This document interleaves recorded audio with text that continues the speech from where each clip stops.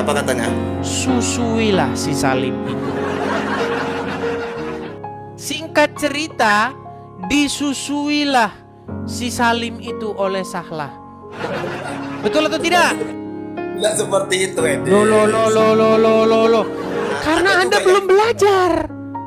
Ini baru saya ajarin satu, belum yang lain. Selamat datang di MPF TV. Kami hadir bukan mencari pemenang. Kami hadir mengajak berpikir. Ada aja pula bahasa ya. Ada. Mesum. Coba, kalau Anda punya istri kan? Udah Oke. Edis. Oke. Udah. Bayangkan kalau istri Anda disuruh menyusui pria lain yang sudah dewasa. Berarti orang yang menyuruh istri Anda melakukan seperti itu adalah orang yang menyuruh istri Anda berbuat mesum, betul? Iyalah pula kalau seperti itu caranya. Oke. Benarkah Muhammad menyuruh hal yang serupa dengan itu? Nggak ada. Gak seperti itu. ada. Edis, kita Seorang cerita wanita bernama Abu Sahlah. Salim. Sebentar. Seorang wanita bernama Sahlah datang menemui Muhammad perihal adanya kecemburuan di raut wajah suaminya karena ada pria lain yang tinggal bersama dengan mereka di rumah. Seperti misalnya Sarwenda, istrinya Ruben, ada laki-laki lain di rumah itu selain Ruben, namanya Bertrand atau apa? Bertrand. Anak angkatnya itu, Edis. Iya, anak angkatnya. Kersu Sahlah ini mengadu kepada Rasulullah. Ya Rasulullah, wajah suamiku itu merengut cemberut. Kritik wajah suamiku itu karena ada laki-laki lain di rumah. Padahal laki-laki itu anak angkat dia. Namanya Salim. Lalu apa kata Muhammad? Tahu nggak apa kata Muhammad kepada Sahlah itu? Apa katanya? Susuilah si Salim itu. Disuruh disusui. Lalu Sahlah terheran-heran dengan perintah Muhammad yang cetar membahana. Ya Rasulullah, astagfirullah ya Rasulullah, bagaimana saya susui? Si Salim itu sudah dewasa, dia sudah berjanggut. Muhammad tersenyum dan berkata, saya tahu bahwa dia sudah dewasa. Singkat cerita, disusuilah si Salim itu oleh Sahlah. Dan si Sahlah melapor kembali kepada Rasulullah.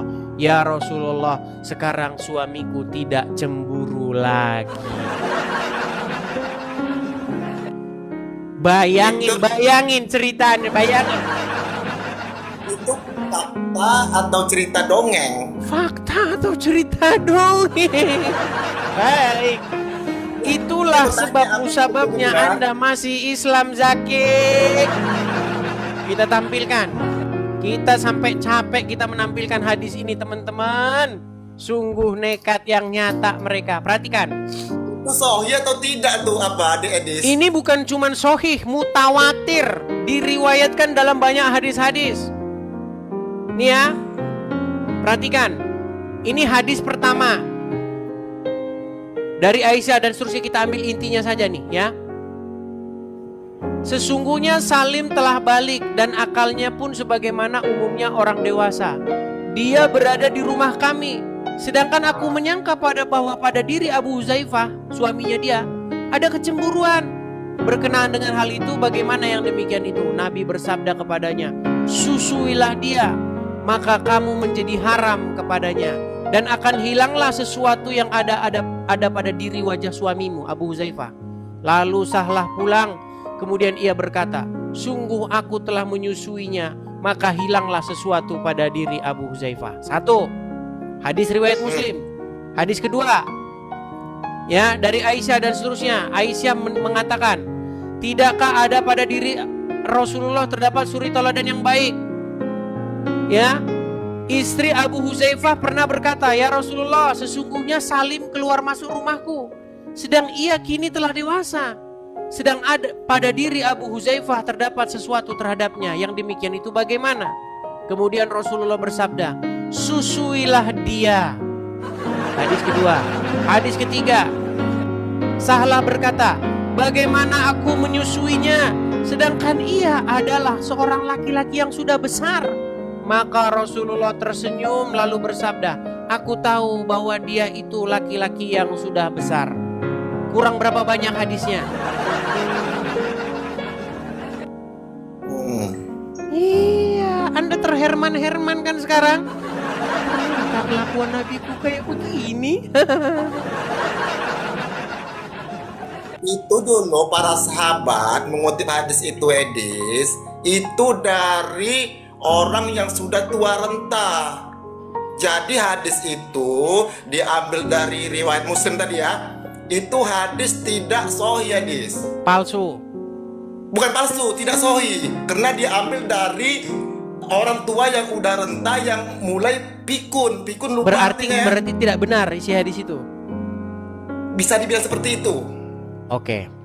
Seperti pernyataan saya. Ketika seseorang sungguh-sungguh mendalami agama Islam, sungguh-sungguh belajar hadis, maka dia akan menyimpulkan bahwa isinya berupa kebohongan, betul?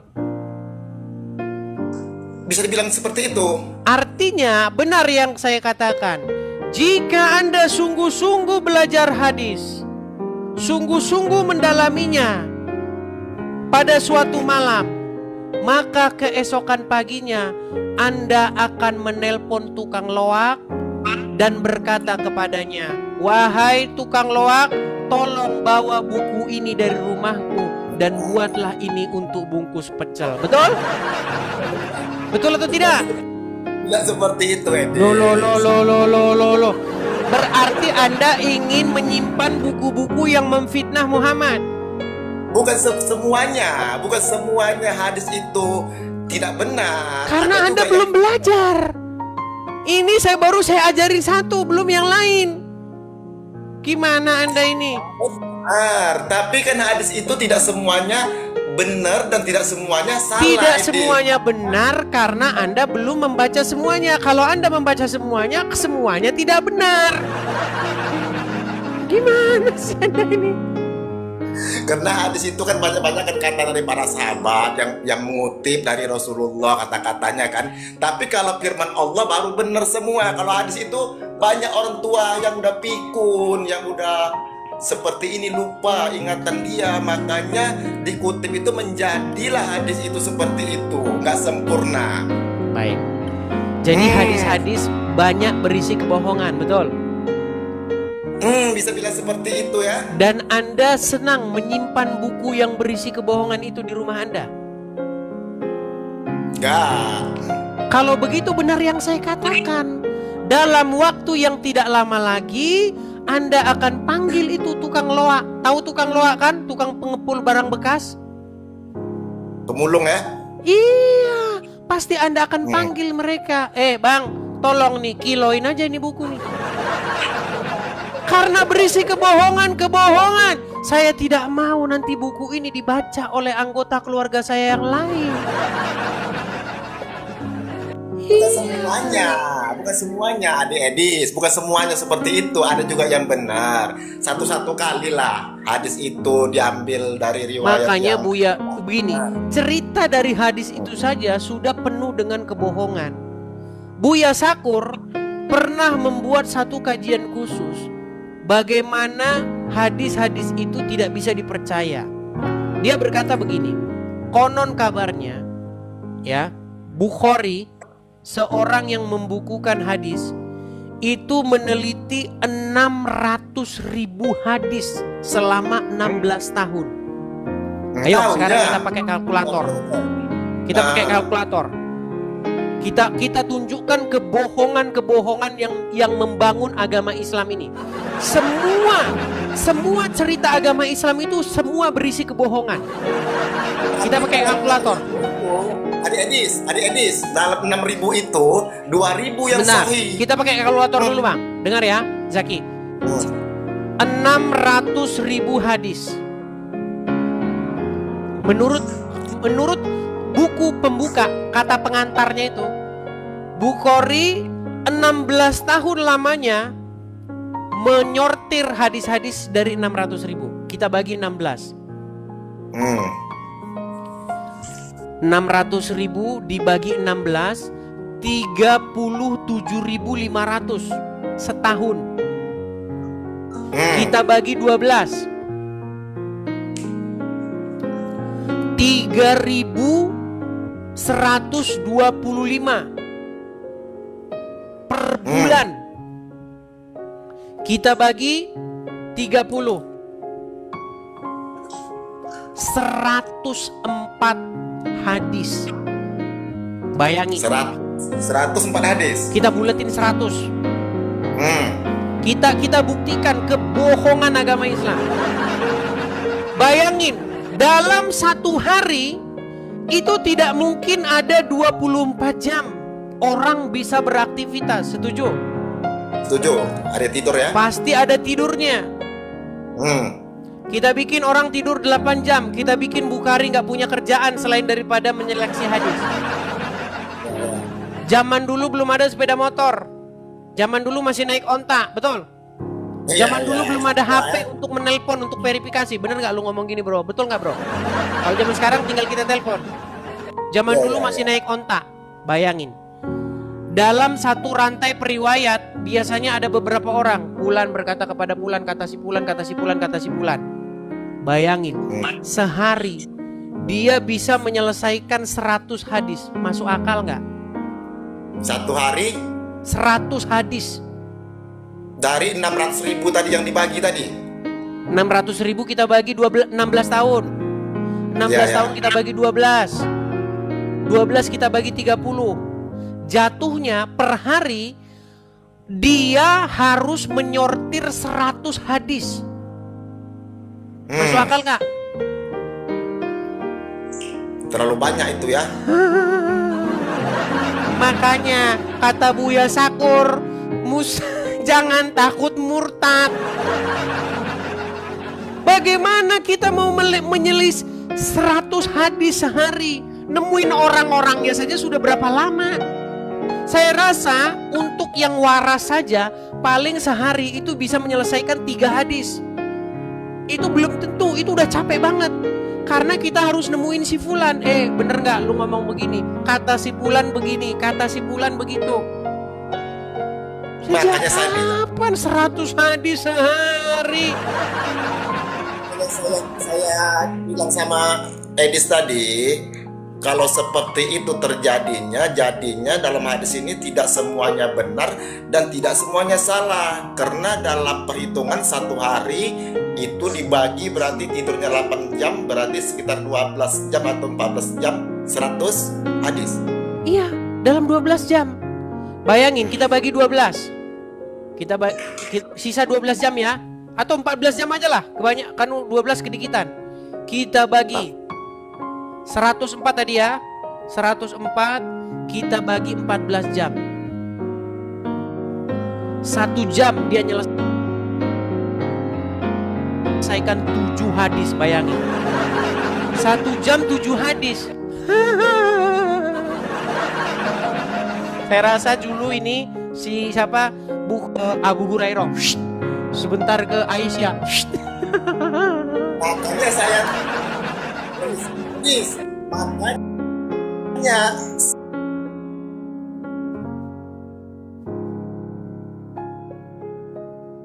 yang saya dengar dari Edis tadi menganggap itu benar. Iya, makanya benar yang saya bilang Zaki.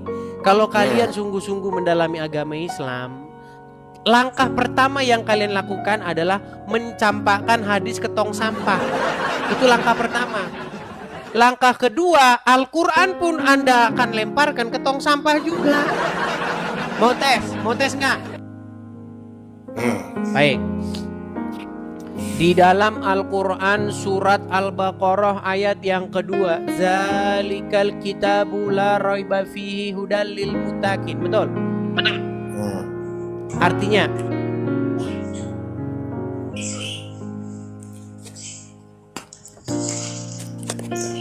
Lihat Google dulu. Sudah saya bilang, orang Islam walaupun baca Arabnya setengah mati, walaupun mereka sampai nangis-nangis, mereka nggak tahu apa yang dibaca. Baik, saya bantu mengartikan. Artinya adalah, inilah kitab, zalikal kitabu la raiba fi, tidak ada keraguan padanya, petunjuk bagi orang-orang yang bertakwa. Jadi menurut Al-Quran, Al-Quran itu tidak ada keraguan padanya. Benar. Itu Al-Quran itu petunjuk bagi orang-orang yang bertakwa. Saya akan buktikan bahwa statement itu tidak akan mungkin dipercayai oleh orang Islam yang berakal.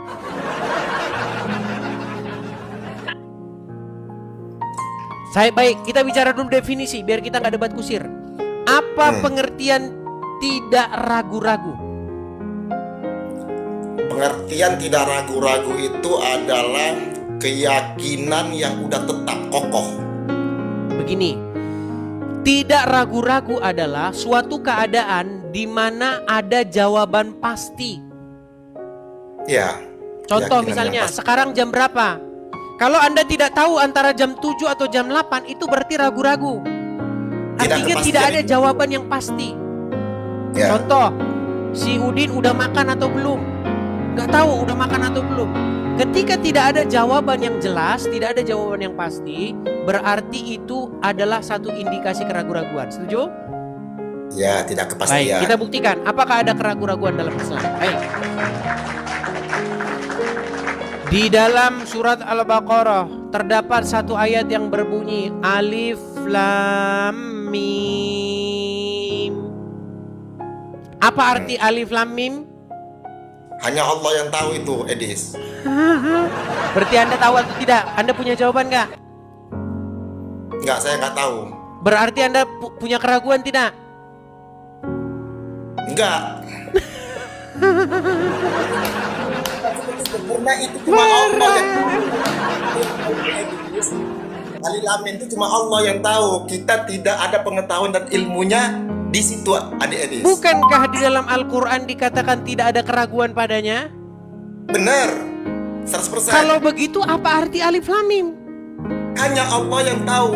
Lalu untuk menurut surat Yusuf ayat yang kedua, Quran diturunkan dalam bahasa Arab supaya kamu memahaminya, betul? Betul. Apakah Anda memahami Alif Lam Mim? Tidak, hanya Allah yang tahu. Berarti pernyataan Quran diturunkan dalam bahasa Arab supaya kamu memahaminya, berarti statement itu salah, betul? Nyatanya Anda tidak paham. Iya, benar. Iya, makanya sebentar lagi pun Anda akan mencampakkan Al-Quran juga.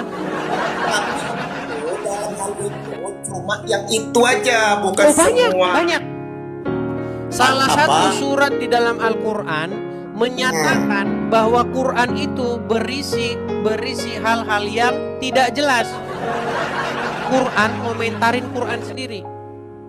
Bayangin, Al-Quran mengomentari dirinya sendiri bahwa di dalam Al-Quran ada ayat-ayat yang tidak jelas. Saya tunjukkan ayatnya, ya. Sungguh Anda nekat yang nyata ini teman-teman ya. Adik Edis, yang jelas ngomongnya ya. Baik, saya tunjukkan kepada Anda bahwa ayat-ayat Al-Quran, kata Al-Quran sendiri, ada ayat-ayatnya yang jelas. Perhatikan. Ini surat Ali Imran, ayat yang ke-7, betul? Apa dikatakan di sini? Dialah yang menurunkan Al-Quran, Alkitab kepada kamu. Di antara isinya ada ayat-ayat yang muhkamat. Itulah pokok-pokok isi Al-Quran. Dan yang lain ayat-ayat mutasyabihat. Tahu nggak arti mutasyabihat? Mutasyabihat. Nggak tahu lagi, pantes masih Islam. Tahu mutasyabihat apa? Terus baca semuanya. Adapun orang-orang yang condong hatinya kepada kesesatan,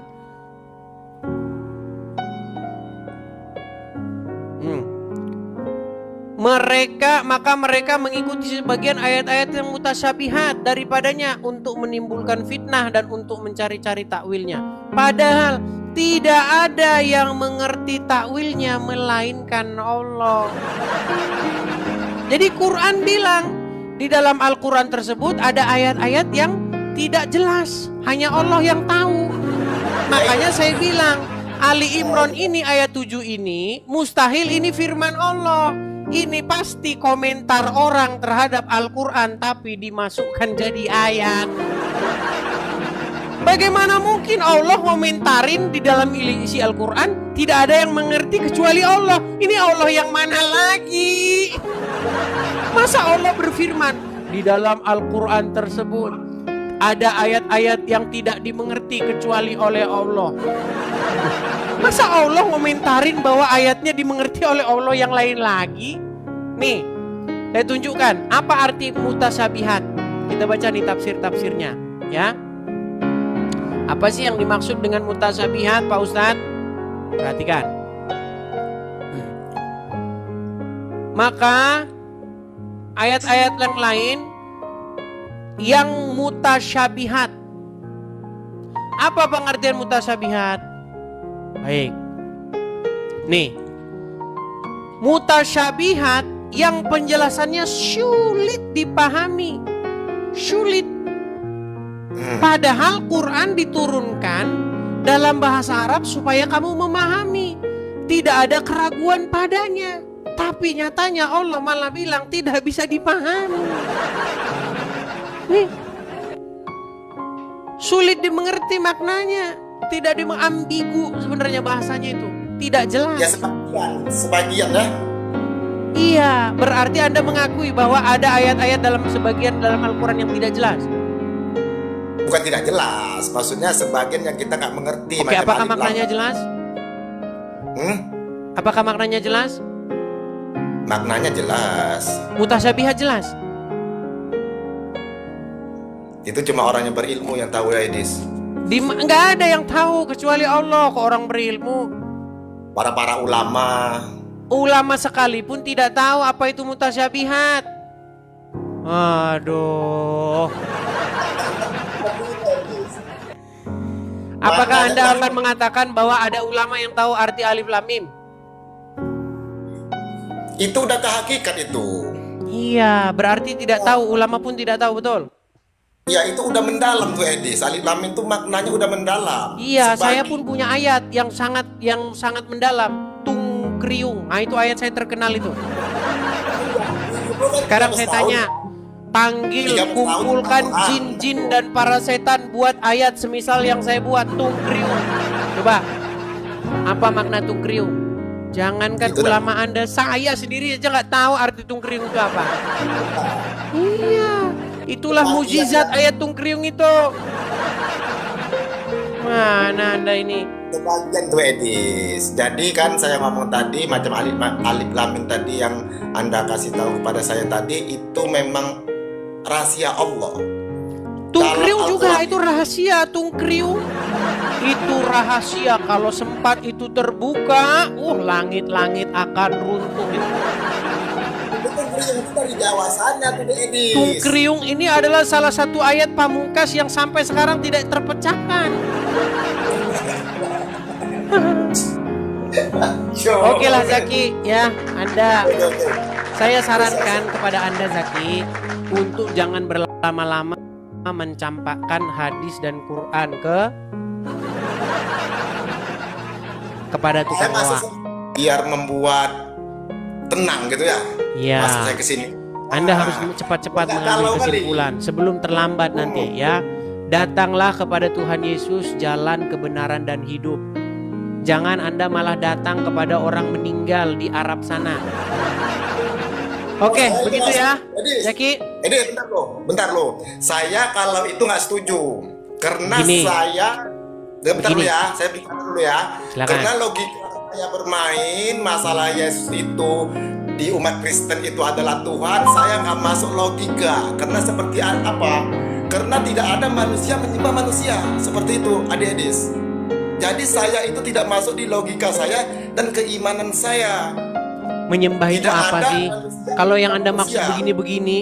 begini, menyembah itu apa? Bahasa Arabnya menyembah itu apa? Kalau kita seperti ini, itu namanya kita menyerahkan diri kepada Allah Subhanahu wa Ta'ala. Kita bersujud, bukan tersungkur-sungkur ya. Bersujud dengan tersungkur itu beda. Anda tadi mengatakan manusia menyembah manusia, betul? Nah, saya nggak setuju itu Oke. memang. Nggak setuju. Apa menyembah Seperti yang Anda katakan menyembah ini dalam bahasa Arabnya apa? Terima kasih sudah menyimak sampai akhir. Jangan lupa untuk like, komen, dan subscribe agar kamu nggak ketinggalan diskusi menarik berikutnya. Sampai jumpa di video selanjutnya.